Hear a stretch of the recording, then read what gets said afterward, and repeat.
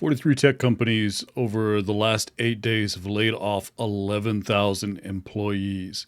If you take out Twitter, though, it's actually not as terrible sounding. It's only 7,500 without Twitter. And it's on pace to be pretty similar to last month's totals for layoffs and even for companies doing layoffs. Twitter is one of those that looks really scary, but most companies won't go through something that dramatic. However, Twitter is indicative of what happens after a merger or an acquisition.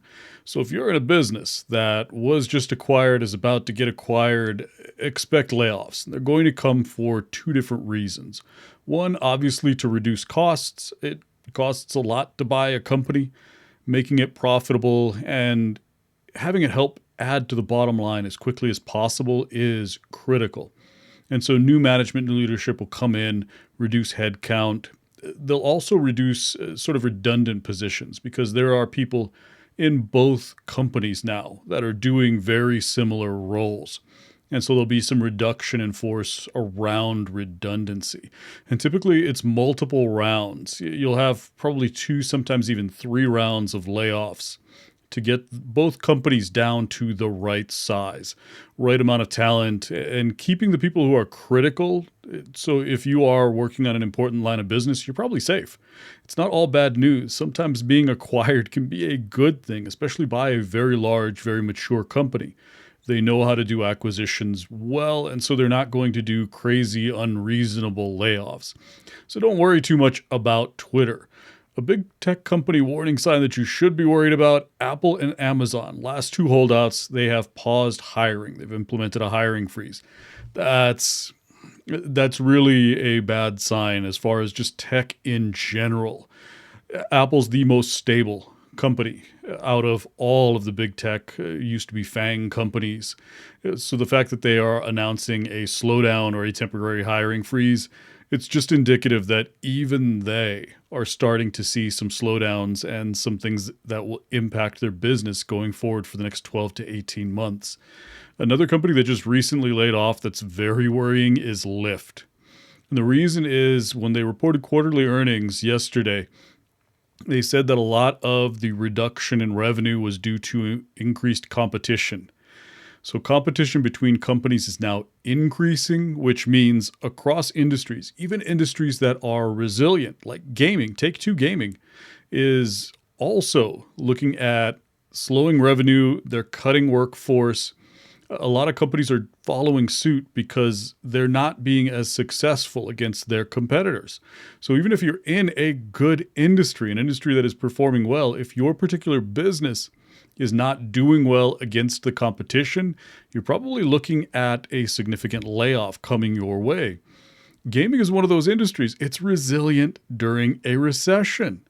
And so there will be winners and losers. Even in a great industry like gaming, you're going to have winners and losers. And so watch how you are doing versus the competition, because you can have a great company, a great industry, but if your particular product line isn't performing well against competing product lines, you may be in line for a layoff, and you should definitely be planning for it. Salesforce just cut some low performers, somewhere under 1,000 employees, but it was significant enough for them to announce it to the general public.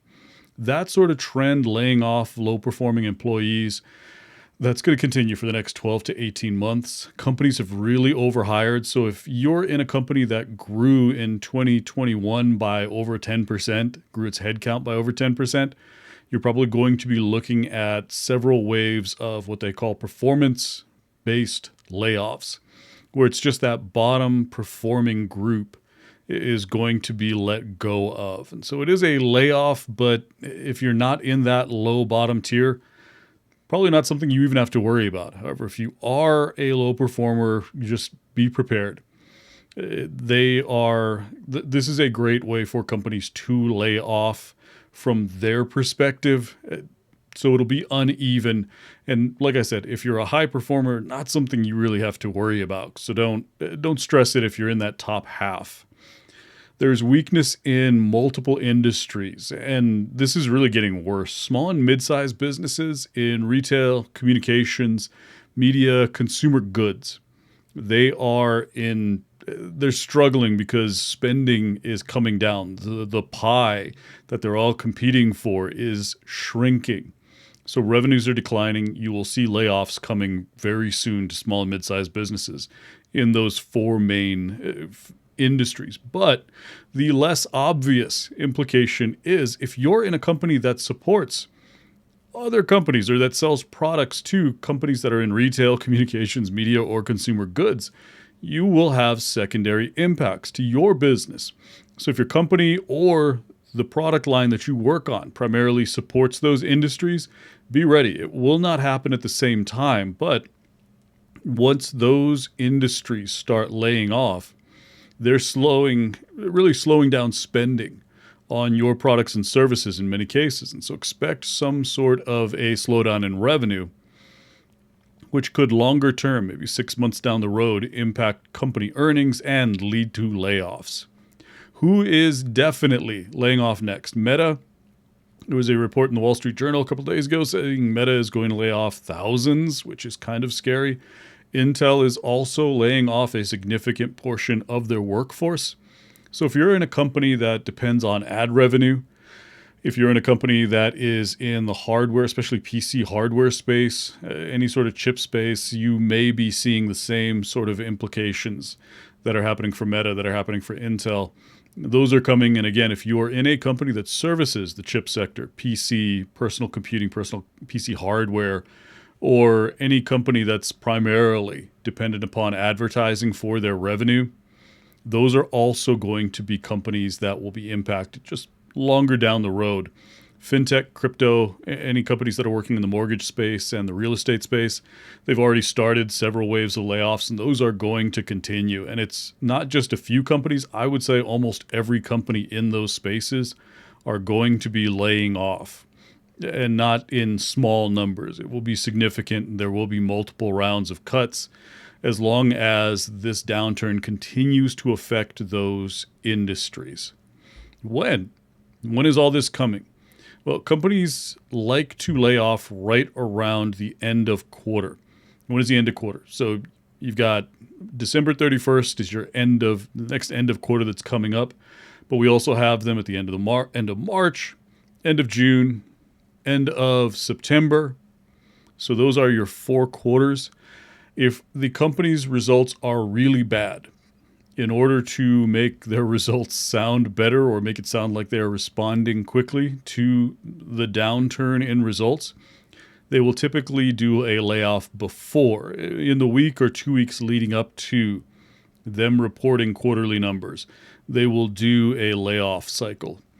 If the quarterly reports are given the investors tank their stock, meaning the stock drops significantly, you may see layoffs about a week to 2 weeks after, where they had layoffs prepared and they decided, well, let's see how the street reacts, and if it's extreme, we'll do the layoffs in order to make our profits look better and maybe appease some of the investors. And so right before the end of quarter and for that month immediately after end of quarter, those are the highest risk times for a layoff, which is why October had such a heavy layoff total. November will, in the beginning, have a significant number of layoffs because we're going into a slowdown. As soon as everyone goes on vacation in the U.S., which is Thanksgiving, all the way through Christmas and the beginning of New Year's, you typically don't have massive layoffs. Some companies will. If they're in a bad spot, they'll do layoffs in order to keep the doors open. And so some companies will continue, but you will see it slow down. And if you're in a company that's in a good position, that's profitable, you're probably good right about from the end of November to the beginning of January. So that means it is a great time to create a layoff checklist right now. You may have some time to prepare. What is a checklist? It's literally, if you get laid off, what's step 1, what's step 2, what's step 3, what's step 4? Layoffs are like a gut punch. And having a plan, having something that you can just pull out and say, okay, so here's what I do It helps you get back, get going, get over that initial shock of being laid off, because sometimes layoffs just happen without notice, without warning. Comes out of nowhere. And as much as I try to predict the future and everyone else does, we're wrong a lot. It will happen where you wake up one morning and you're called into a meeting suddenly and you've been laid off. So getting prepared now, creating that checklist with what exactly that you would do if you got that email, this is a great time to do it so that you don't have to do a whole lot of heavy lifting or high-end decision making when you're not in a great space. The faster you can respond, the faster you'll land on your feet. The more you have prepared in advance, the better off you'll be. You'll be able to respond faster and deploy a higher quality response. So the first thing to do right now is just look at who's still hiring in your local area. Companies that are trying to hire for on-site roles, especially for technology roles, they are really struggling. And if you're in a smaller city, it used to be that was a disadvantage, but now if you have companies in your city who are trying to hire people for on-site roles, they are competing against remote companies. They are having a really hard time. So just list them, because those will be probably the easiest for you to transition into, and you will have the least competition getting into those roles because most people want remote jobs. So no matter where you're applying for an on-site position, you'll have an easier time. So that's step one, just who's hiring locally. So these things aren't huge steps. The next one is to build a support network. Again, not that difficult. Reach out to friends and colleagues, set up an email list, set up a Slack channel. Just keep in touch with each other. Touch base maybe once a week or every couple of days, see how everyone's doing.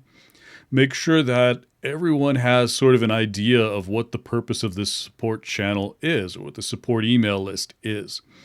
That if somebody gets laid off, they can send out hey, I've been laid off from this. Here's my resume. Does anyone know of a place that is hiring? Be there for each other. Just say, look, I know it feels like it's never going to happen to you until it does. So it would be best if we have this support system and this network. What's great is you're going to bring in your circle and they're going to bring in their circle. And before you know it, this is going to be a pretty large group. It can start as small as 5 or 10 and end up being 50, sometimes even 100 people on this list. And be ready to be there and be supportive. If someone gets laid off, even if you don't have a job, respond to them. Do what you can. Offer help in any way that you can. You need people that are reviewing resumes, that can review resumes, that can look at profiles, that can help give advice about what hiring managers for that particular role are looking for. And that's another thing to do in advance. Clean up your LinkedIn profile, your GitHub, your project portfolio if you have one, or your personal website, your resume. Get those done up front. Use that support system to review each one of those pieces of your professional body of work. Think about what the next role that you'll be targeting is. Just write that out. What is that job? Who's hiring for that job? What kind of resume is successful? And talk to people who have recently been either promoted into that role or gone through the application process, gone through that hiring process. They know what works and they'll probably have a good idea on what doesn't. So talk to those resources. Network in with them. Bring them into the support group. People who are brand new, they have the lowest amount of job security and they know it. And so if they've just transitioned into a company, they could be very worried. Bringing them into the support group, they'll be thankful and they might be willing to give everyone tips and advice. And if you share knowledge, share resources, and help each other out, if there is, some layoff that happens to you or somebody else, that support network can be a powerful tool in your checkbox. Just check it down. Okay, I got laid off. Here are the people who are hiring locally. Here's my support system. I need to reach out to my support system and say, hey, does anybody know about any jobs? Do you have any leads?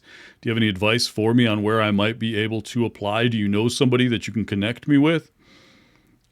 Bang on that network, because they're going to be more effective at getting you a job than you sending out your resume and profile to hundreds of different places.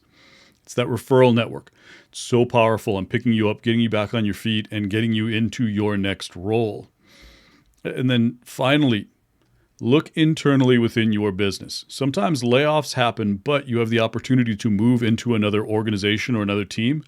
Talk to other teams, see what other opportunities are available.